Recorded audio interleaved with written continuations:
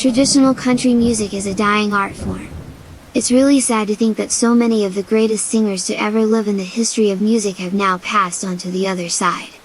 Waylon Jennings, Johnny Cash and Merle Haggard are just of the few legends of country that we've lost in the last several years. It's good to know that there are still some places that keep that old-style traditional sound alive that is as refreshing as a glass of cold water on a hot day. Bobby Mackey's nightclub in Wilder, Kentucky is just one of those places. The nightclub runs alongside of the Licking River and strangely enough, is reported to be one of the most haunted places in America. The events that led up to this claim is a strange and spooky story. Bobby Mackey started out singing in the early 70s, both writing and recording music of his own, as well as covering hits of all the greatest country artists of the time. He worked hard to become a household name, but never quite reached the peak of success of so many of his peers. In the mid-70s, he decided to try his hand at opening a music club where he could perform anytime he wanted to, as well as enjoying the sounds and songs of other artists who loved to come and perform for the music-hungry crowds. In 1978, he found a building that would be big enough and with a location that allowed great parking for his venue that he could afford. He decided to call it Bobby Mackey's Music World.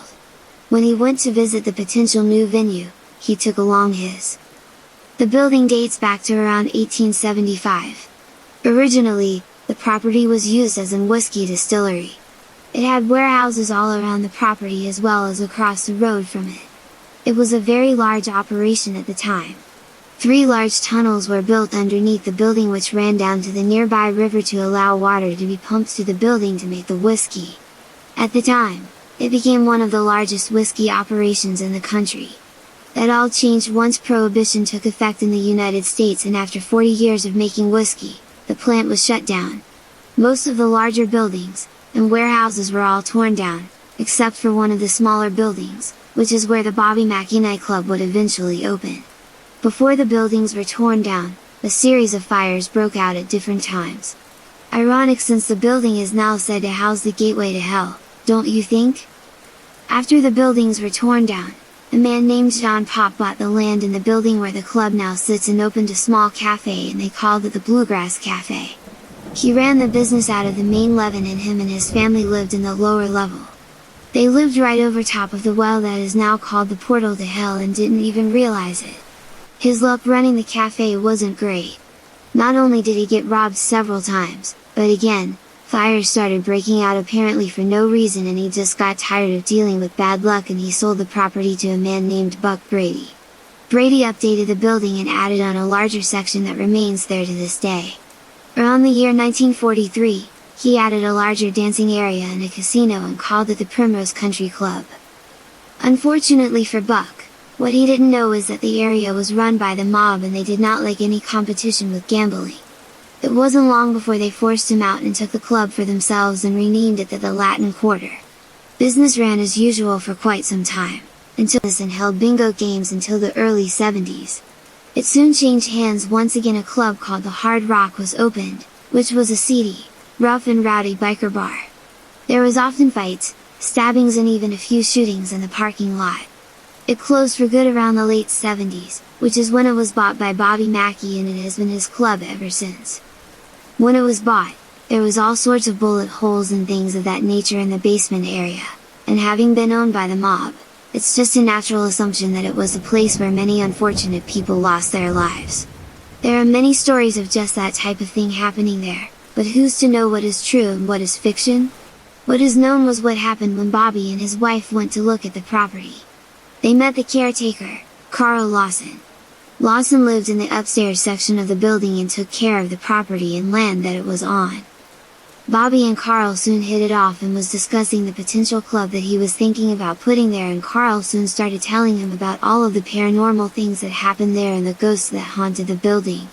He told him of a woman named Joanna who had worked at one of the clubs that had been there, who had been madly in love with a man with whom her father did not approve of. Before her wedding, her father had murdered his son-in-law-to-be, and she took it so hard that she committed suicide right there in the dressing room.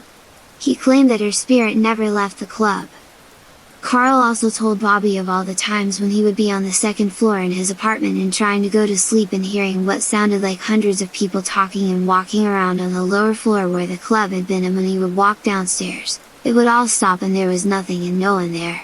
He even claimed that the evil spirits that haunted the club had tried to possess him, so in the early 90s, he had an exorcism done at the club to try to stop the paranormal harassment that he was having to endure. Carl wasn't the only one to experience some truly scary things on the property though. Bobby was married to a woman named Janet at the time, and she had went with him to view the venue when they were thinking about the purchase. She said that she had a very bad feeling even pulling up to the club, and that she felt like she was being watched the entire time she was there. She even later reported having seen blood coming from the sink when she turned on the water, as well as being pushed, and when she turned around, no one was there. The final straw for Janet was being pushed down some stairs when she was pregnant, which caused her to go into premature labor. The baby was born fine, but it scared her badly enough for her to not to ever want to step foot in the club again. Bobby, however, had never had any paranormal experiences and claimed to not even believe in ghosts. He asked those around him to never mention their experiences to anyone, because he didn't want anyone to get the word out about the club being haunted. He was afraid that it would run away potential customers. He tried everything he knew how to keep people from talking about it, and even seemed to not to want his wife or help telling their stories because of a negative impact on business, but instead of having a negative impact, it ended up being just the opposite. Instead of driving customers away, it ended up bringing in more people who were curious of the ghostly events. They even started having ghost and paranormal tours of the property and even the basement where the portal to hell was said to be. The portal to hell story is a very interesting part of the Mackey lore. In 1896, a young woman named Pearl Bryan was 5 months pregnant with her first child. She was a Sunday school teacher who was on her way to visit some friends in Indiana. Somehow, she came across two low-life thugs named Scott Jackson and Alonzo Walling. It's reported that they beat and tortured her and who knows what else until they eventually decapitated her while she was still alive. Her body was later found, but her head was never recovered. They first said that they had put the head in a furnace, thrown it in the river, and had a few other stories about what they had done to it, one of them being that they threw the head down the well where the Mackey Club now stands. Whether it was true or not, it's ironic how the two of them met their own fate. They were soon sentenced to death by hanging. Each of them were led to the hangman's noose, and each of them were hung, just as thousands have been over the years. Normally when one is hung, the neck breaks and it's a fairly quick death.